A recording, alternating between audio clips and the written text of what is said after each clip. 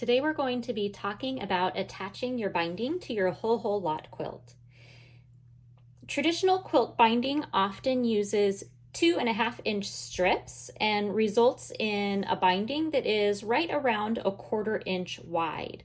I have always liked the look of a little bit wider binding. So today I'm going to be showing you the steps I take to use 3.5-inch binding strips to result in a finished binding that is right around 3/4 of an inch wide. So to start with, I cut my strips at 3.5 inches. So you can see my starting measurement of my strip was 3.5 inches. I cut those and then joined them end to end using the same method you would use for a traditional binding size. I like to join mine at a diagonal seam. Some people join those at a straight seam, whichever is just fine, whichever is your preferred method. And then of course, fold those in half lengthwise and press so that you have your binding ready to go. Now, in order to wind up with the finished 3/4 inch, I like to attach my binding so that it sits just 1/4 inch in from the edge of my quilt. That way, if I have any blocks that have points or that have detail around the edge of my quilt, I don't lose more than that 1/4 inch seam allowance that is typically allowed for in quilt pattern design. That means that I'm going to need the additional width of my 3/4 inch binding to come actually outside of my finished quilt top. I also want to make sure that I have just enough binding in order to fold over and cover my seam on the back side. So rather than cutting 1/2 inch out, I cut just 1/8 inch shy of that. So I cut my finished quilt top trimmed so that it is 3/8 of an inch outside of my finished quilt top. So to do that, I'm going to set my ruler on top of my finished quilt top. My 3/8 inch line is going to want to be lined up right with the edge of my quilt top. And as I'm looking across, if I see sections that don't quite line up, I'm just going to gently tug my quilt top one direction or the other so that my quilt top is lined up, the edge of my quilt top is lined up right along my 3/8 inch line.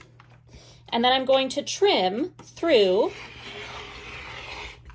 my batting and my backing at that 3/8 inch mark. And so that's going to be out wider than my finished quilt top. So again, I'm looking for the edge of my quilt and that 3/8 inch line on my ruler. So I've got that trimmed now. My edge of my quilt is actually right here. This is 3/8 inch past. It's a little bit difficult to see with the color of this background, but this is the edge of my quilt top right here. And then you can see my binding is, or my batting and my backing is out a little bit further, okay? Once you have that done, the next step that I'm going to do is to lay my binding, leaving about 12 inches of a tail. I'm going to start partially down the side, the first side of my quilt top. And so I'm going to be lining up the edge of my binding just exactly flush with the edge of my quilt top. So the batting and backing again will extend out past where I am lining this up. I'm going to go ahead and just take one pin and secure my binding right there in that spot. The one last thing I'm going to do before I head over to my machine, just like any traditional size binding, we want to stop stitching right at 1/4 inch, but rather than 1/4 inch from the very edge of where you trimmed, you want to stop stitching at 1/4 inch from the edge of your quilt top. So I'm going to go ahead, I've got my 1/4 inch mark lined up right with the edge of my quilt top. And I'm going to go ahead and just draw a line to mark that. That helps me to know when I'm stitching and I see that, I'm going to stop stitching right at that line. So I'm going to go ahead and take this over to my machine. I am going to stitch exactly 1/4 inch in from the edge of my quilt top, which is also the edge of my binding. And I'm going to stitch along all the way until I get to that 1/4 inch mark. When I hit that 1/4 inch mark, I'm going to turn, and at a 45-degree angle, I will just stitch straight off the corner of my quilt top.